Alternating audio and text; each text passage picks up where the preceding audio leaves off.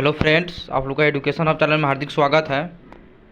मैं class 10th का हिंदी लेकर आया हूँ। नागार्जुन है ये, धनतुरता मुस्कान का है। नागार्जुन चैप्टर है, इसका कुछ शॉर्ट और लॉन्ग क्वेश्चन देखें जो काफ़ी बिहार बोर्ड आगामी एग्जाम में काफ़ी महत्वपूर्ण साबित होगा। तो हम लोग स्टार्ट करते हैं। फर्स्ट क्वेश्चन देखेंगे, बच्चों की दंतुरित मुस्कान का कवि के मन पर क्या प्रभाव पड़ता है। तो दंतुरित का अर्थ है बच्चे के पहली बार दांत निकालना। बच्चों की दंतुरित मुस्कान बड़ी मोहक होती है। बच्चों की दंतुरित मुस्कान की कवि के मन पर अत्यंत गहरा प्रभाव पड़ता है।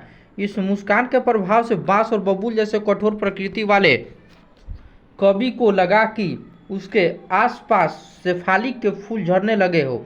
कवि को बच्चे की मुस्कान बहुत मनमोहक लगती है जो उसके मृत शरीर में प्राण डाली जाती है। मुस्कान से प्रभावित संन्यास धारण कर चुका कवि पुनः गृहस्थ आश्रम में लौटा गया। नेक्स्ट क्वेश्चन देखेंगे,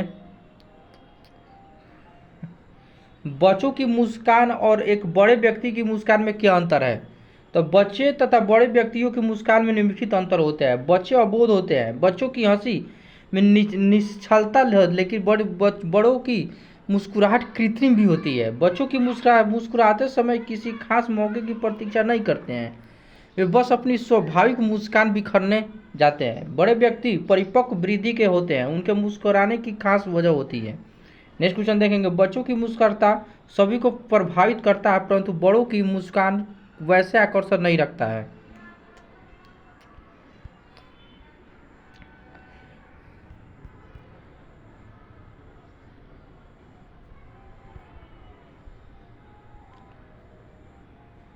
नेक्स्ट देखेंगे,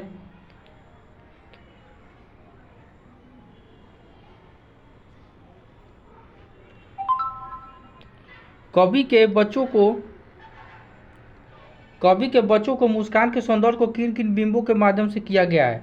तो कवि नागार्जुन ने बच्चों के मुस्कान के सौंदर्य जिन बिंबों के माध्यम से व्यक्त किया वे निम्नलिखित है। बच्चों की मुस्कान से मृतक भी जाना जाती है। मृतक भी डाल देना जाना। दूसरी का, कवि ने बालक के मुस्कान की तुलना कमल के पुष्पों से की है जो तालाब में खिलकर कवि में झोपड़ी में खिल रहे हैं, छोड़कर तालाब मेरी झोपड़ी में खिल रहे जलजात। तीसरी का पॉइंट, बच्चों की मुस्कान से प्रभावित होकर पाषाण भी पिघलकर जल बन जाएगी। पिघलकर जल बन गया होगा कठिन पाषाण। चौथा पॉइंट, कवि बच्चों की मुस्कुराने की तुलना शेफाली की फूल से करता है। झरने लगे पेड़ शेफाली के फूल होता है। बच्चा जब तिरछी नज़र से देखकर मुस्कुराता है तो कभी लगता है कि वो अपने प्रति स्नेह प्रकट कर रहा है। देखते तुम इधर कनखी मार और होती जबकि आंखों चार, तब तुम्हारी दस्तूरता मुस्कान।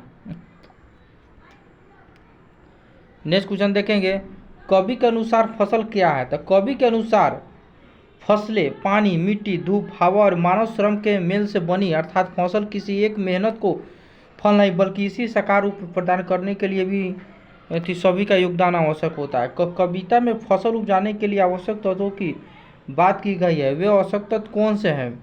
प्रस्तुत कविता में कवि ने फसल उपजाने के लिए मानव परिश्रम, पानी, सूरज की किरणें, हवा जैसे तत्वों की आवश्यकता बन गया है। फसल को हाथों का स्पर्श की गरिमा और महिमा कहकर कवि क्या व्यक्त करता है। तो फसल के लिए भले ही पानी, सूरज की किरणें तथा हवा जैसे तत्वों की आवश्यकता है परंतु किसानों के परिश्रम के बिना ये सभी साधन व्यर्थ है।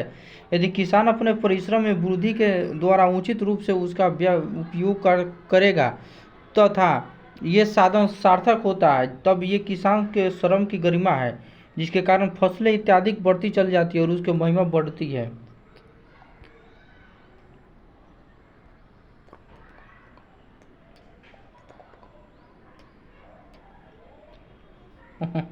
रूपांतरण है कि सूरज की किरणें का उपयोग। सिमटा हुआ संकोच है, हवा की थिरकाना है। प्रस्तुत पंक्ति का तात्पर्य है कि फसल के सूरज की किरणें तथा हवा दोनों ही प्रमुख रूप से आवश्यकता है। वातावरण का यह दोनों फसल वृद्धि के कारण योगदान में अपनी अपनी भूमिका अदा करती है। फसल की हरियाली पुख्ता सूरज की किरणें के प्रभाव कारण होती है। फसलों को बढ़ाने में हवा की थिरकना भी योगदान रहती है।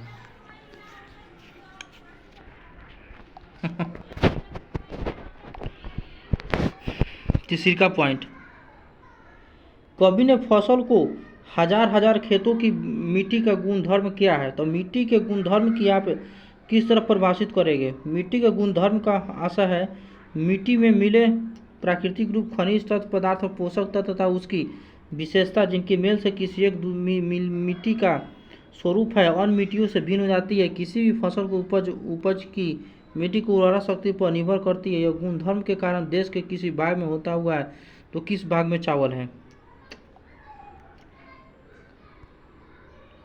कवि ने फसल को हजार हजार खेतों की मिट्टी गुणगुण धर्म कहा। वर्तमान जीवन शैली गुणधर्म मिट्टी के गुणधर्म को किस किस तरह प्रभावित करता है। तो उसका आंसर देखेंगे, वर्तमान जीवन शैली प्रदूषण उत्पन्न करती है। प्रदूषण मिट्टी के गुणधर्म को प्रभावित करता है। नई नई रासायनिक खादों के उपयोग से, प्लास्टिक के जमीन में रहने से, प्रदूषक से मिट्टी की उर्वरा शक्ति धीरे धीरे नष्ट होती जा रही है और मिट्टी की मूल स्वभाव बदलकर विकृति हो जाती है। इसका बुरा प्रभाव फसल की उपज पर पड़ रहा है। कवि ने फसल को हजार हजार खेतों की मिट्टी का गुणधर्म कहा। कवि ने फसल को हजार हजार के मिट्टी के गुणधर्म कहा। मिट्टी द्वारा अपने गुणधर्म छोड़ने की स्थिति में क्या किसी प्रकार के जीवन की कल्पना की जा सकती है। तो मिट्टी अपना गुणधर्म छोड़ दे तो लेकिन जीवन का स्वरूप विकृत हो जाएगा। अगर फसलों का उत्पादन नहीं होगा तो मनुष्य खाकर होगा। अतः मिट्टी के उपजाऊ होना मानव जीवन के अस्तित्व के लिए आवश्यक है।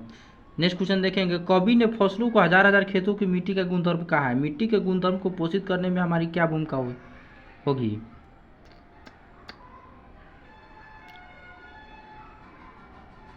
तो मनुष्य का यह कर्तव्य है कि मिट्टी के गुणधर्म नष्ट न होने से बचा जाए। हम स्वयं जाकर दूसरे की भी जागरूकता ला सकते हैं। मिट्टी के गुणधर्म की बचाए रखने के लिए मिट्टी को प्रदूषित बचाना चाहिए। प्लास्टिक की थैलियों को कम से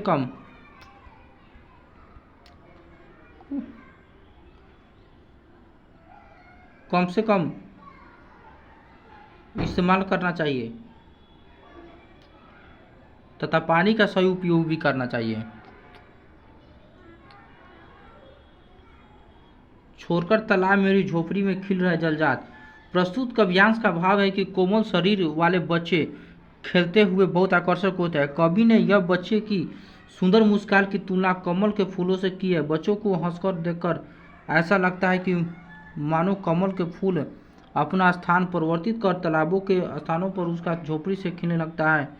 बच्चों की हंसी को देखकर भी ममता और उल्लास उत्पन्न होता है।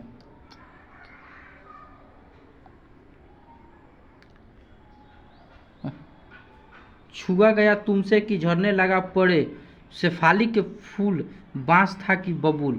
तो प्रस्तुत काव्यांश का भाव है कि बच्चे के स्पर्श में ऐसा जादू होता है कि कठोर हृदय वाला व्यक्ति जल के समान पिघल जाए। बच्चे का स्पर्श से बांस और बबूल जैसे कांटेदार वृक्षों से भी फूल करने झरने लगते हैं। भावीन और संदेवना सुन व्यक्तियों में भी सुख, आनंद और वत्सलाय रस का संचार हो जाता है। उसी प्रकार बच्चे का स्पर्श पाकर कवि का निरस मन प्रफुल्लित हो जाता है। नेक्स्ट क्वेश्चन देखेंगे, मुस्कान और क्रोध भिन्न भिन्न भाव है। इनकी उपस्थिति से बने वातावरण की भिन्नता का चित्रण कीजिए। तो मुस्कान तथा क्रोध मानव स्वभाव के दो अलग अलग रूप है जो एक दूसरे से भिन्न है। इनमें वातावरण भी प्रभावित होता है। मुस्कान निश्चल तथा प्रेम पूर्ण मुस्कान किसी के भी हृदय का मुग्ध कर सकता है। यह मन की प्रसन्नता का प्रतीक है। मुस्कान कठोर एवं भाव शून्य हृदय वाले को भी कोमल और भावफुल बना देता है। इसके प्रयोग को भी अपने बना लेने की अद्भुत क्षमता होती है। क्रोध व्यक्तियों के मन में चल रहा असंतोष की भावना है। क्रोध से चेहरे भयानक, मन शांत और वातावरण तनावयुक्त बन जाता है।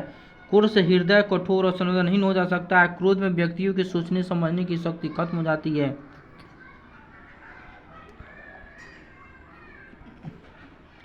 दंतुरित मुस्कान से बच्चों की उम्र का अनुमान लगाइए और तर्क सहित उत्तर दीजिए।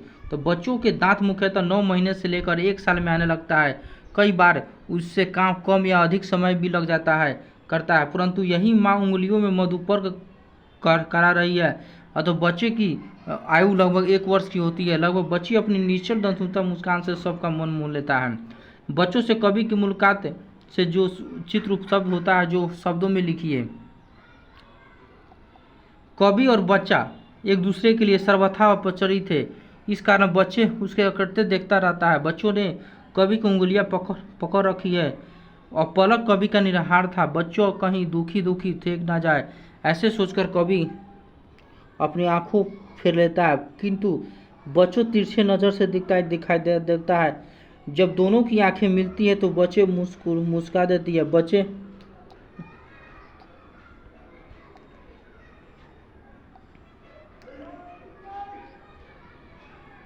बच्चे की मुस्कान कवि के हृदय की अच्छी लगती है। उसका मुस्कान को देखकर कवि का निराश मन खुश हो जाता है।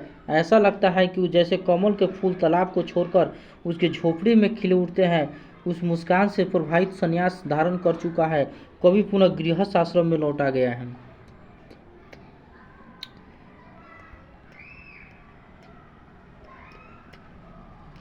कवि ने फसल के हजार खेतों की मिट्टी का गुणधर्म कहा है। मिट्टी द्वारा अपना गुणधर्म छोड़ने की स्थिति में क्या किसी भी प्रकार के जीवन की कल्पना की जा सकती है। तो मिट्टी अपना गुणधर्म छोड़ दे तो जीवन का स्वरूप विकृत हो जाता है। अगर फसलों का उत्पाद नहीं होगा तो मनुष्य क्या खाकर लाहो रहेगा। अतः मिट्टी को उपजाऊ होना मानव जीवन का अस्तित्व के लिए आवश्यक है।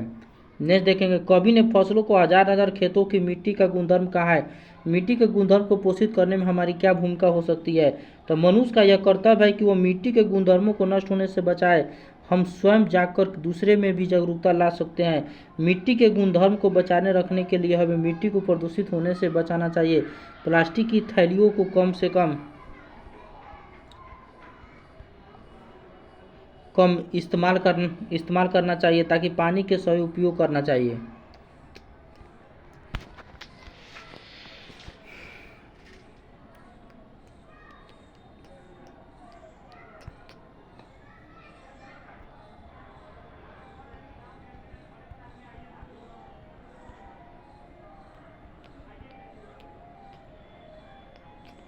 तो ये वीडियो हिंदी से रिलेटेड जो था, क्लास 10 का नागार्जुन का टॉपिक था।